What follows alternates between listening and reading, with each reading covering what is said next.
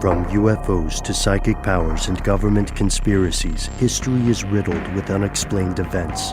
You can turn back now or learn the stuff they don't want you to know. A production of iHeartRadio.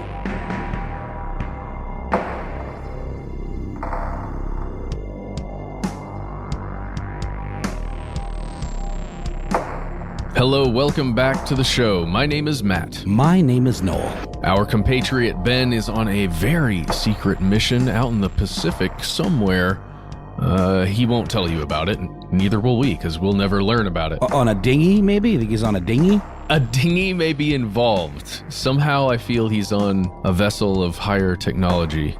But hey, guess what? We're also joined by our super producer, Alexis, codename Doc Holliday Jackson, and you are you. You are here, and that makes this stuff they don't want you to know. Slow clap. Slow clap for Matt.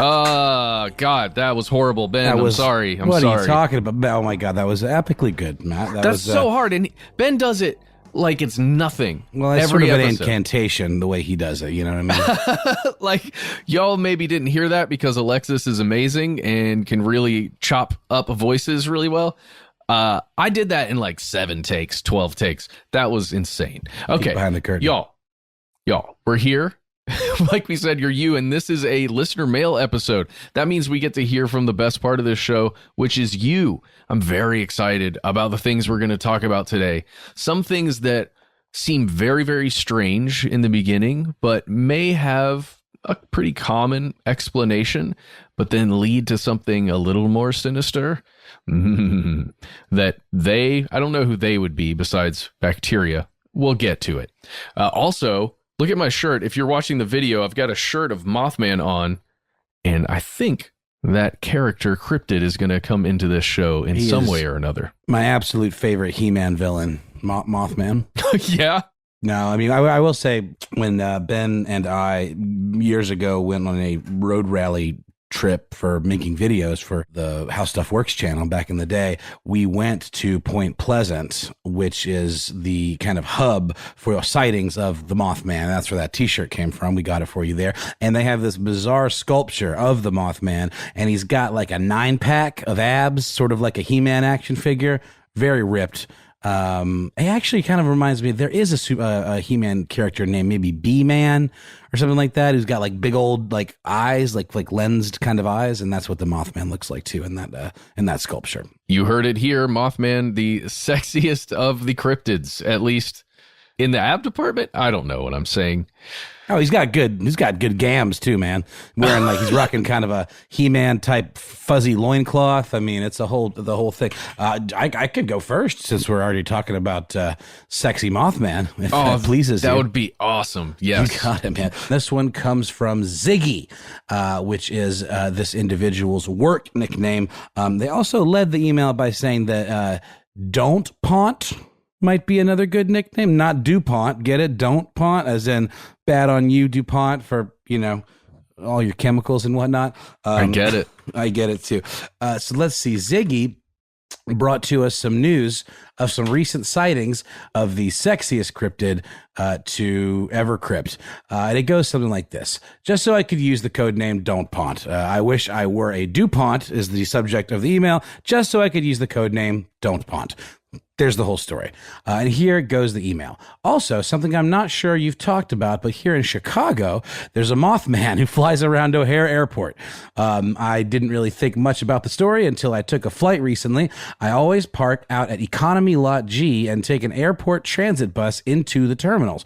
Maybe because it was pre-dawn, that made me think of the Mothman, so I decided to ask the driver, a somewhat elderly woman, about it. And she said, "Baby girl, I've seen lights that stay in one spot and a man with wings fly over the parking lot. Those smartphones, smart houses, smart cars, it's all too much for me, but that winged man has been around since I started in 1989. Whoa. Yeah, it's amazing. I love that. I love the wisdom there from this elderly cab driver. She goes on to say, I took it as her way of saying she had seen the Mothman. Anyway, I included a link and just wondering what you think. You guys can use my nickname from work, Ziggy. If you want to shout out the show I'm finishing up, that'd be cool. Power Book 4, Force on Stars. I'm assuming this is a television program of some sort, and that Ziggy is perhaps a grip or works in some aspect of the film industry. That's awesome. Somebody else I know works in the film industry. Can't think of who it is, Doc. Was it codename Doc? No, I don't know. Somebody fine. we know.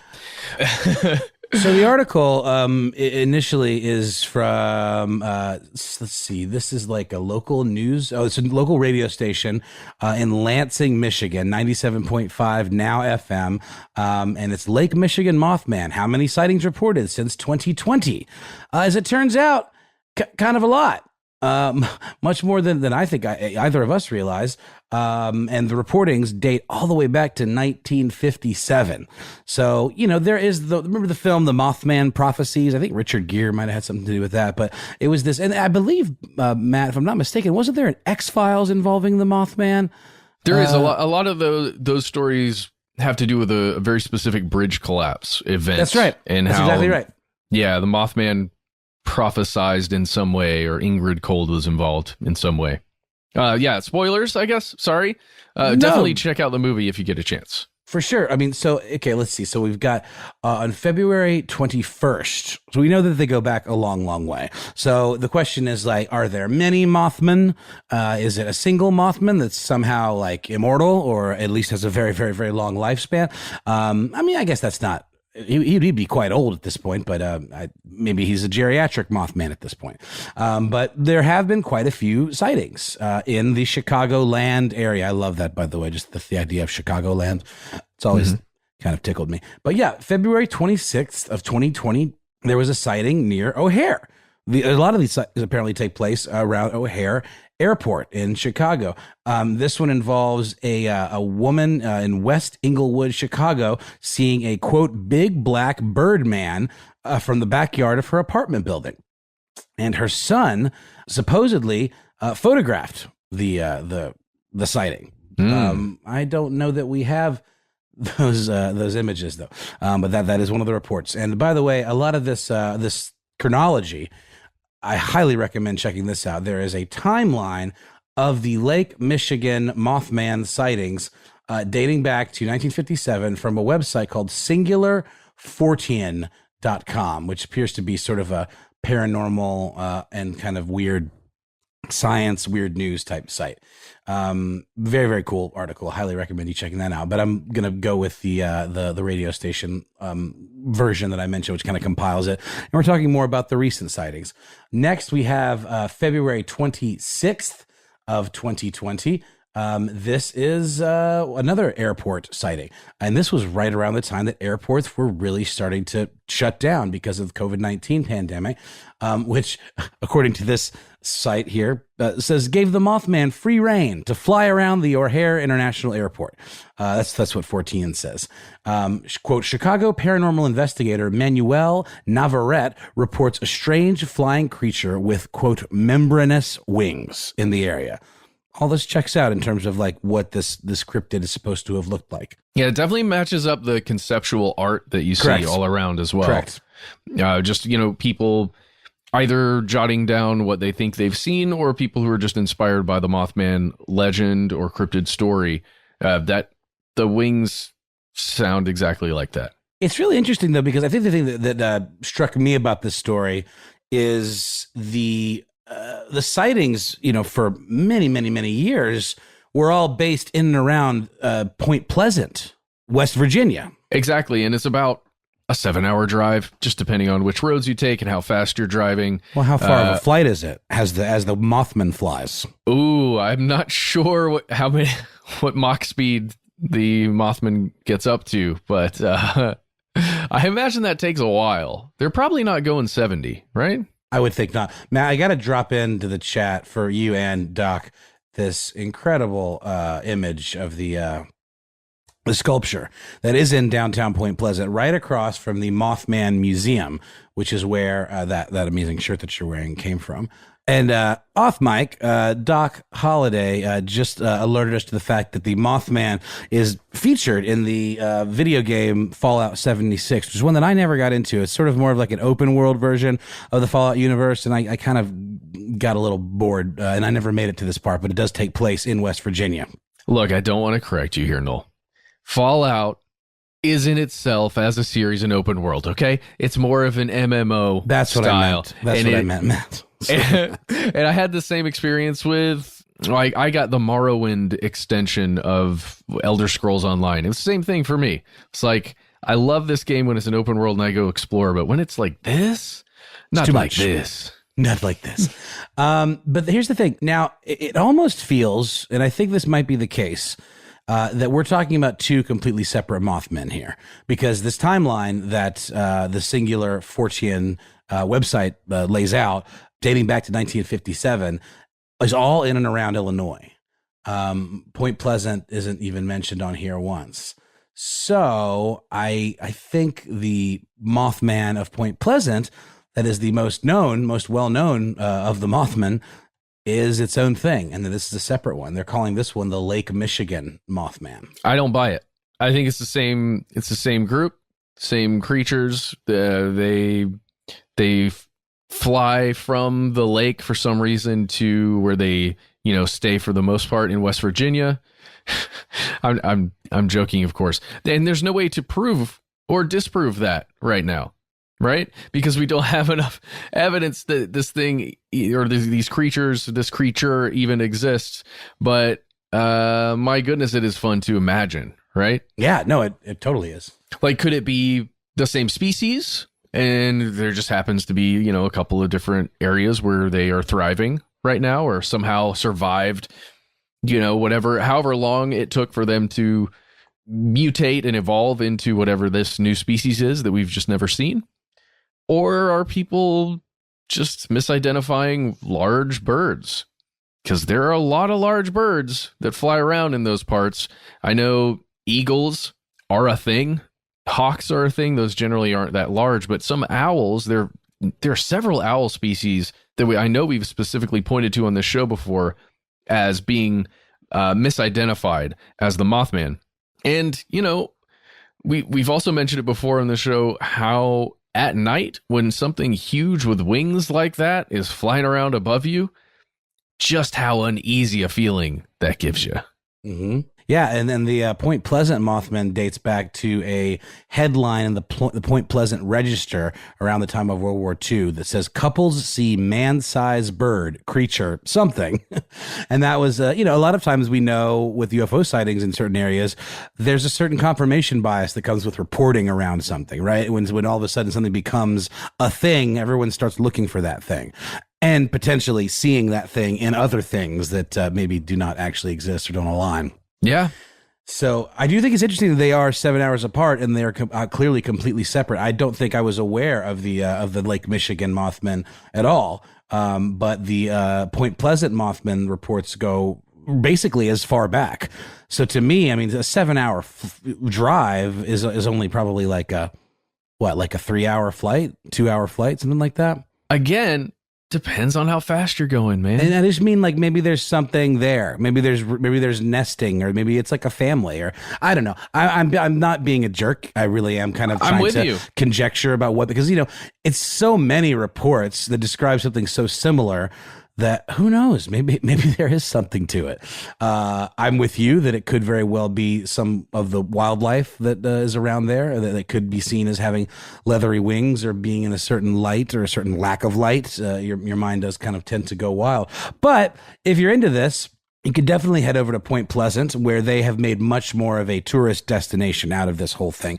They've got the statue, they've got the museum, and this year the festival returned. The Mothman Festival, I believe this is an article back from April, and it said that it was set to return to Point Pleasant, West Virginia. And here it is. The festival is supposedly on this year, and it's not until September 18th and 19th of 2021. So keep an eye on that. Hopefully the Delta variant doesn't go screwing things up, because that sounds like a lot of fun. And apparently the original festival back in 2002 is what led to the statue and what led to the Mothman Museum. And it is a really charming little area down there. I highly recommend checking it out, even if you just pass through. It looks like they have an old movie theater called the State Theater, where they show Mothman related, documentaries and kind of like schlocky horror type films. And It just looks like a good time for adults and kids alike. So check it out. And just wanted to point out, we're not going to read them all, but this chronology of the Lake Michigan Mothman, there's like 20 plus sightings in 2020 alone, which is, I think, was the whole impetus for this story. So if you want to read more details about them, check out that website, 97.5 Now FM, Lansing's #1 hit music station, or you can visit singular4ten.com, FORTEAN.com, and look for the timeline of the Chicago flying humanoid sightings so far in 2021. Do you think those sightings in 2020 had anything to do with the quarantine and people being at home more and maybe hanging out in their backyards looking up? Yes, I do, Matt. Yes, I do. We're going to pop to a quick sponsor break, and then we'll be back with some more listener mail.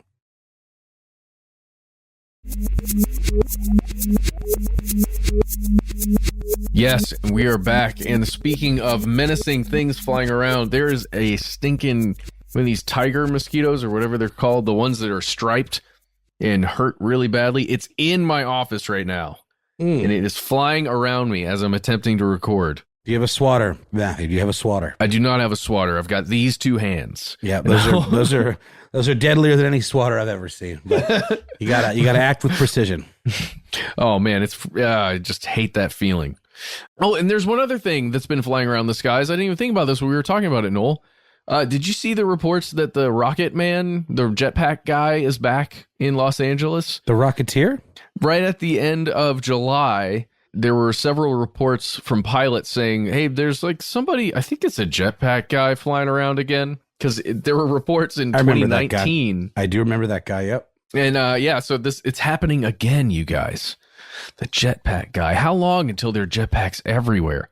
How long until I can get a jetpack? Well, we were promised jetpacks, Matt. We were. And you know what? I think that dream may be coming true very soon. I can't wait for it. Okay, so let's jump to a whole different story here from someone who called in, somebody named Luke.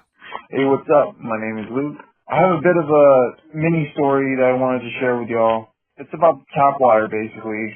I was boiling some water for pasta not too long ago, and I overdid the water, kind of over-singed it, and it left me like with this weird white, like a powdered milk type of texture in the pot that I was using, and I couldn't really comprehend what the hell it was at the time. You know, I didn't want to overthink it, but was like, should I use this water? Or anyway, I ended up using the water. I was like, I'm hungry, so I'm gonna just do this. So not only that, but I have a humidifier, and basically it left the same sort of residue on all my band equipment, on my consoles, on my TV, everything. Weird. It's like a weird, I don't know, same sort of thing. It's like a ashy, ashtray, white soot, whatever. And it's not even dust. You can wipe it off with your finger, but it won't rub off like dust. It's so weird to explain. But anyway, I wanted to see what you guys would say. What's up with the water treatment, man? What's going on? A little too much chemicals going on? A little too stuff for me to handle. So, I don't know. I'm going to let you guys do your research. Let me know what you think about it. Anyway, peace. Oh, man, Luke, thank you so much for giving us a call. Oh, man, what do you think initially? Or what's your reaction to that, Noel? I mean, I one time was boiling some eggs, you know, like making some hard-boiled eggs. Mm-hmm. And like a dummy, I just forgot about them entirely.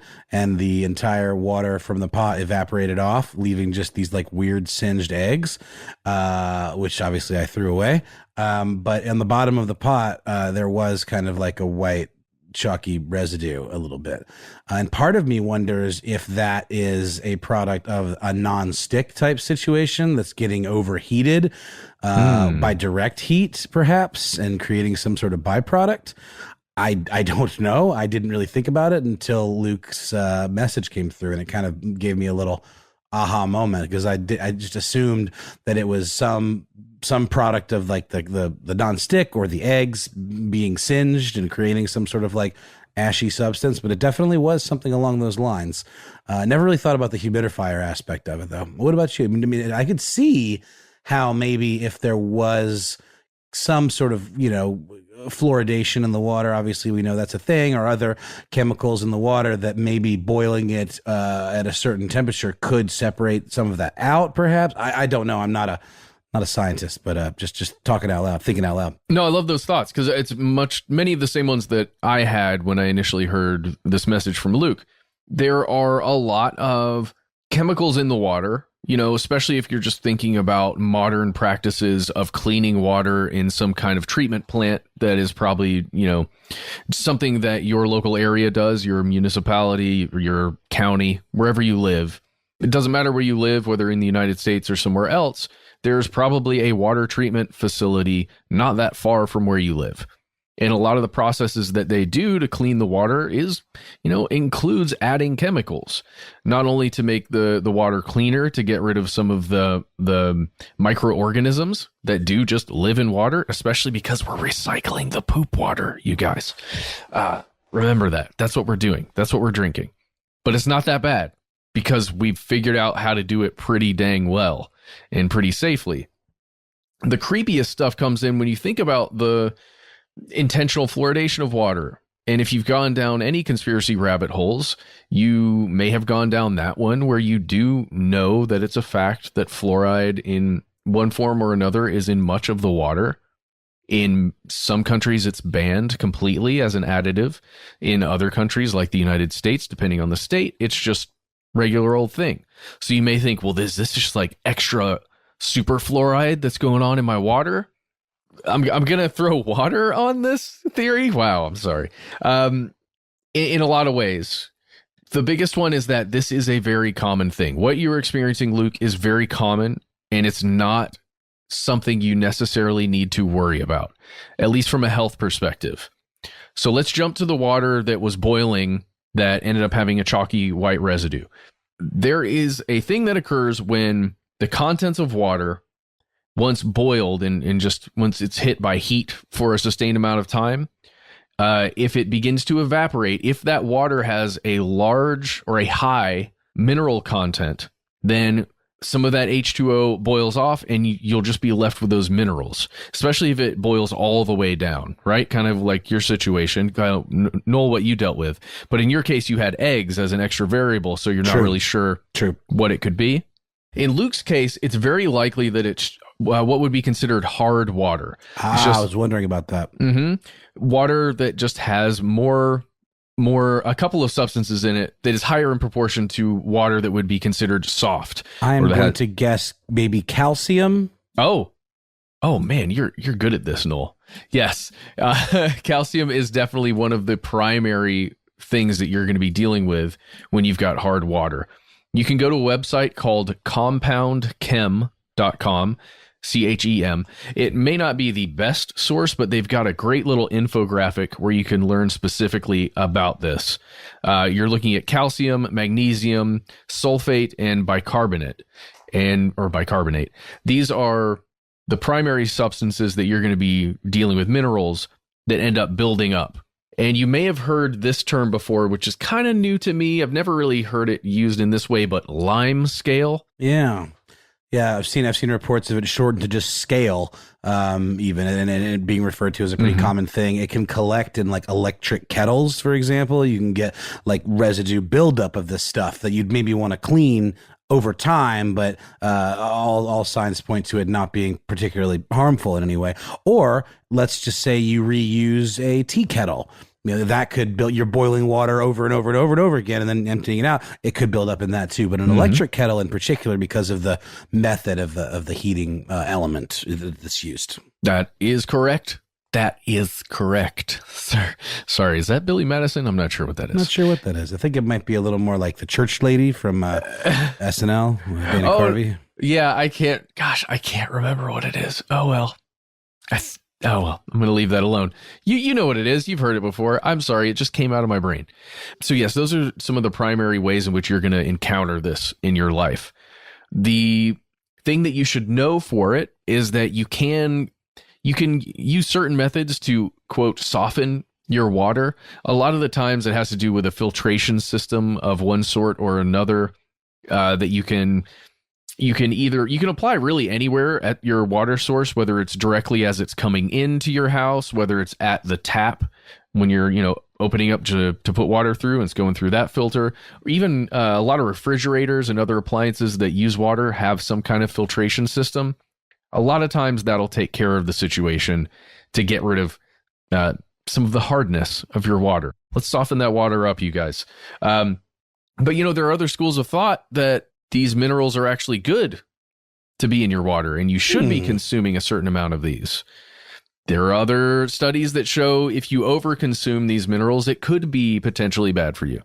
I'm not a scientist. I'm not going to tell you exactly what is right and wrong here, but the general consensus is that it is not harmful in any real meaningful way if you're just consuming that water. I will say there are some pretty tried and true ways of getting rid of the stuff, long-term solutions for, cleaning it once it's kind of built up a bit, as in the electric kettle example that I gave. And BobVila.com. Remember Bob Vila from this old house?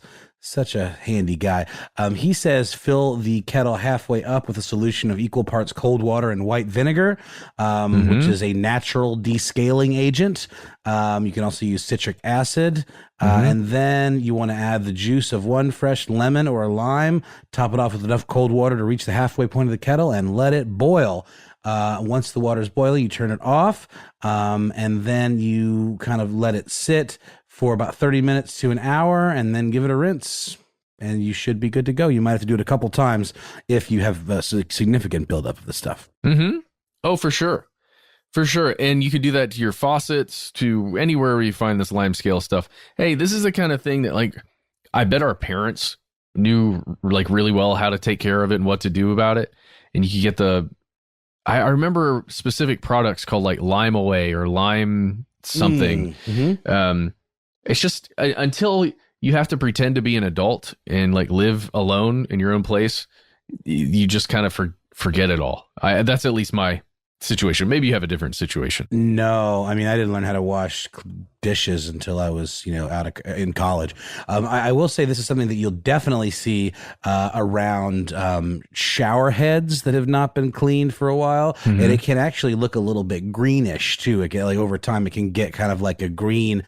Almost the way corrosion on a car battery looks. It kind of looks like that, or around faucets, or even any plumbing fixtures. So yeah, it's definitely a thing. Not particularly, bad for you, but it could be something that maybe as it builds up might not be the best. Just because it could probably just attract bacteria, and it's basically just like something that you want to just clean. Yes, you want to clean it because it isn't great for your tile, your appliances, all your stuff in your apartment, your house, wherever you live. But I want to jump, Noel, if we can, to the humidifier situation. Yes. That feels very different. And what I want to do is take one more quick break to hear a word from our sponsor, and then we'll come back and talk about humidifiers. And there really is some stuff that maybe they don't want you to know. We'll be right back.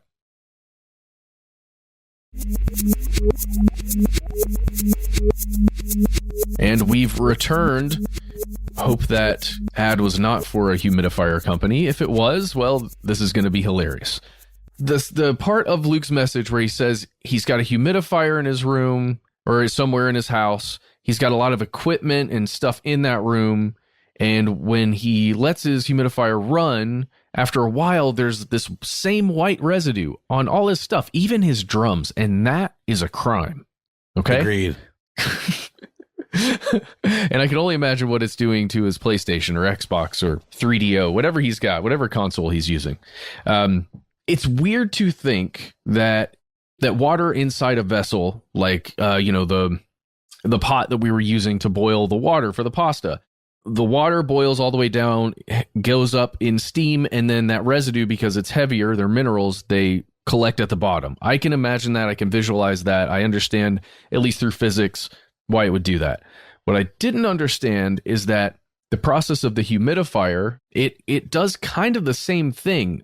When it superheats that water, turns it into mist, vapor, and then sends it out pretty rapidly. it really does go in the air. It carries a lot of the stuff that's attached to those water molecules, and they float everywhere in your room. And it really will collect like dust, but it's not dust. They're minerals, and they can become hardened pretty quickly. And that's why, I don't know if you guys remember Luke saying, it's weird. It's like chalk, but it's not like chalk. It's hard to describe. That's why. At least I don't know exactly if that's what you're dealing with, Luke, but I am pretty sure. I'm not positive, but it's likely. But that's not what I want to talk about with humidifiers, because that stinks. But that's not a problem necessarily when it comes to your health or something bad that could happen to you. What is a problem is if the water you're using in your humidifier sits there for too long, or if there's a certain amount of buildup of bacteria and other things, like other microorganisms that get into that water, and then you're vaporizing it and shooting it into the air, and you're just breathing that stuff. Yeah. That can become a serious, serious problem. And there's a whole thing, like a separate type of illness that is described as humidifier, like a humidifier illness, because of specific types of bacteria that get into the lungs when you're using one of these things. And there's an article over on time.com called The Creepy Truth About Humidifiers. It was posted way back in March of 2017, but it's still there and still will tell you a lot of things that you need to know about your humidifier. It describes all kinds of stuff, and this one piece of information in particular felt like it spoke to this story from Luke. I'm going to read a bit of it. Again, it's time.com. The authors of one case study from the University of Utah discovered that an infant had developed a serious lung injury after breathing in humidifier white dust, or the powdery buildup of calcium, magnesium, and other metal deposits that can form on the inside of the machine's reservoir. Now, whether or not, I don't know this, I don't know the full case study yet. We're just we're not doing our regular deep research on this quite yet. But if that is true in this case study, then the dust from your humidifier may actually be a problem if it is exactly what they're describing here, which is the Lime scale. A lot of what I had been reading prior to finding this article was that it could be dangerous if you are perhaps younger, or you have asthma, or you have another breathing issue. Adding those substances, into your lungs as you're breathing in on a constant basis could be a major problem. But if you're, a healthy adult or even a healthy younger person, it shouldn't be that big of a deal. But again, I'm not a doctor. I can't give you medical advice. I can't tell you the truth about what it is when it comes to those case studies, because I don't know. It's just what I'm reading. But it definitely freaked me out thinking about specifically my son's room and the humidifier we use, and how I need to clean it again. So I'm going to do that right after we finish this recording. Yeah. No, that stuff can really get, if you've ever even left water in the sink, for example, or dirty dishes or something like that, or just in anywhere, water, the idea of standing water or stagnant water is a thing. It's not, people think of water as like this magical purifier, but it collects everything that's out in the air, and over time it gets real bad. So definitely want to change that stuff out and clean any of the parts or the pieces of the humidifier that could, be out of sight. Because there's parts of it where there's a reservoir, right, where it can collect down in there. And if you aren't cleaning that out on the regular, then it can really, really build up. It's the same with let's say a Keurig, for example. There's a reservoir in a Keurig where if you don't, you might change the water in the actual tank, but there's a whole part of it that's not seen that's inside. And if you don't cycle it through and you haven't used your Keurig for a week, you're drinking week-old Keurig water. And Noel, the EPA suggests that you clean your humidifier, like really clean it, every 3 days of use. So I don't do that.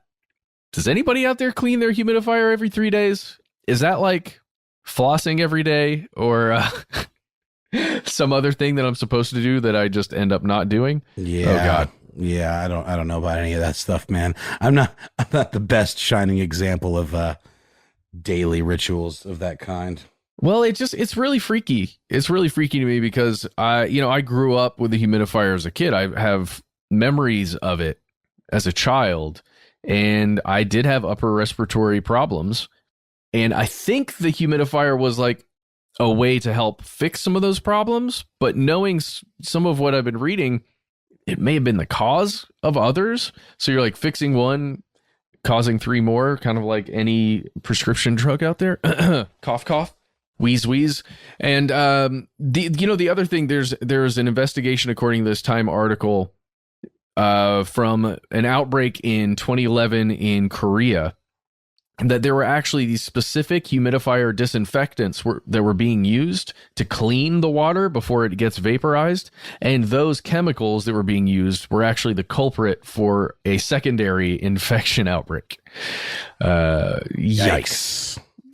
Jinx. Oh no, we owe each other Cokes. And now neither one of us can talk. We've got to break the rules of Jinx, or else we can't have a show. Anyhow, yeah, man, this is an interesting one. I know we went a little more like kind of call to action, procedural, like life hack stuff with this one today, but I actually think this was a good place to go. This is definitely an actionable thing that you can pay a little more attention to around the house, and maybe not be drinking horrible chemicals all the time. Well, yeah. Well, in a weird way, it's, for me, the stuff they don't want you to know about all of this is that there are these devices that we put in our homes a lot of times that we think are going to be helping us in some way, right? Whether it's from a health perspective, a time-saving perspective, whatever it is, we put these devices in our homes all the time, and we just use them because it's kind of just generally accepted that they're fine. They're going to be great. There's no problem here. Let me rephrase and backpedal ever so slightly. Not horrible chemicals. That's not exactly true, but it's just, it's things that probably are best not to be consumed on the regular, right? Yeah, sure. The lime stuff can be bad again at larger concentrations over time. Correct. We're not medical professionals. This is not medical advice. Just remember that. Okay. We said that again. Attorneys. We love you. We love you, attorneys. We love you. All attorneys. We do.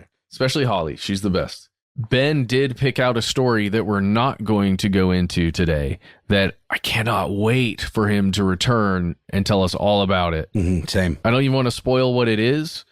It has something to do with what happens after you're no longer living. Definitely about cannibals. Yeah.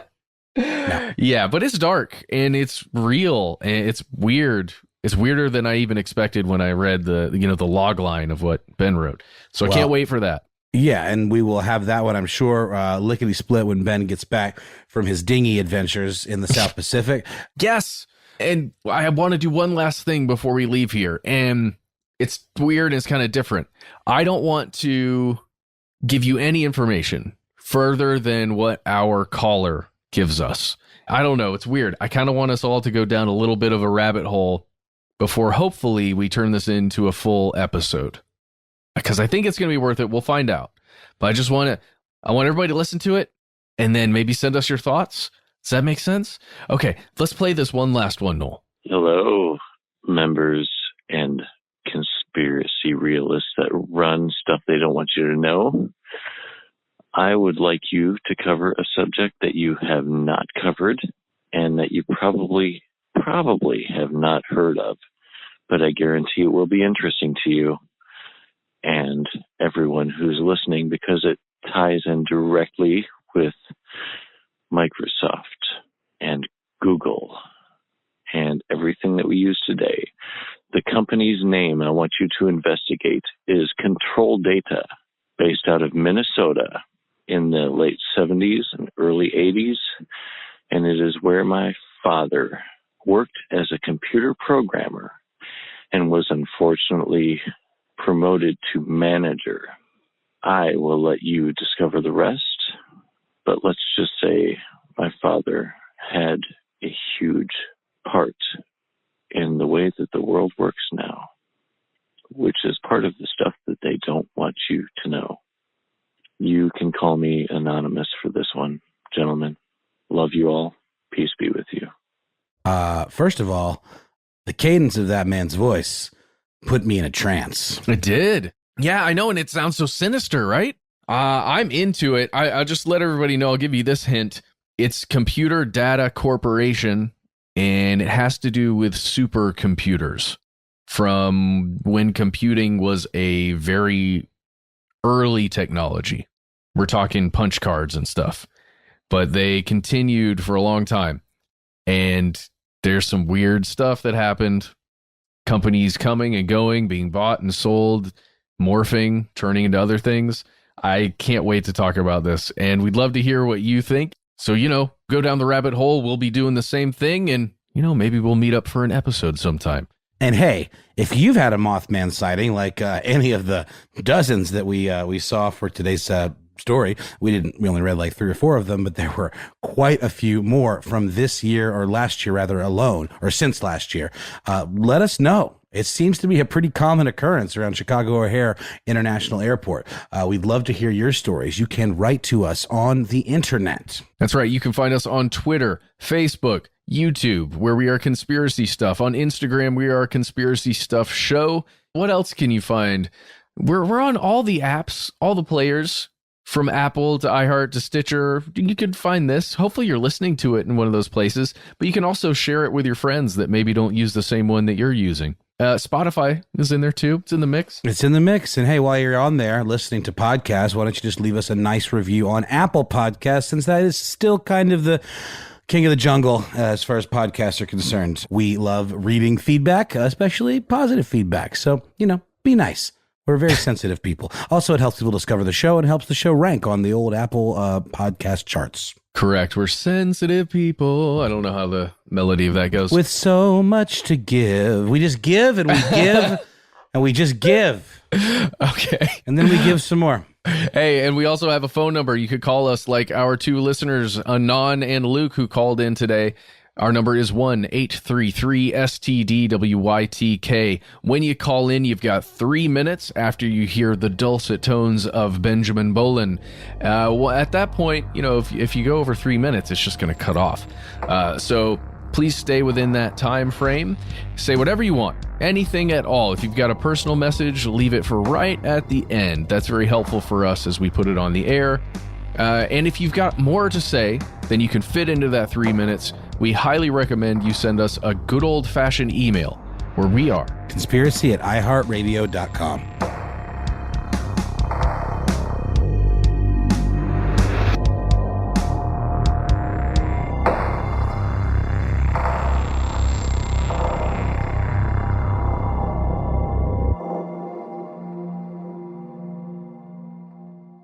Stuff They Don't Want You to Know is a production of iHeartRadio. For more podcasts from iHeartRadio, visit the iHeartRadio app, Apple Podcasts, or wherever you listen to your favorite shows.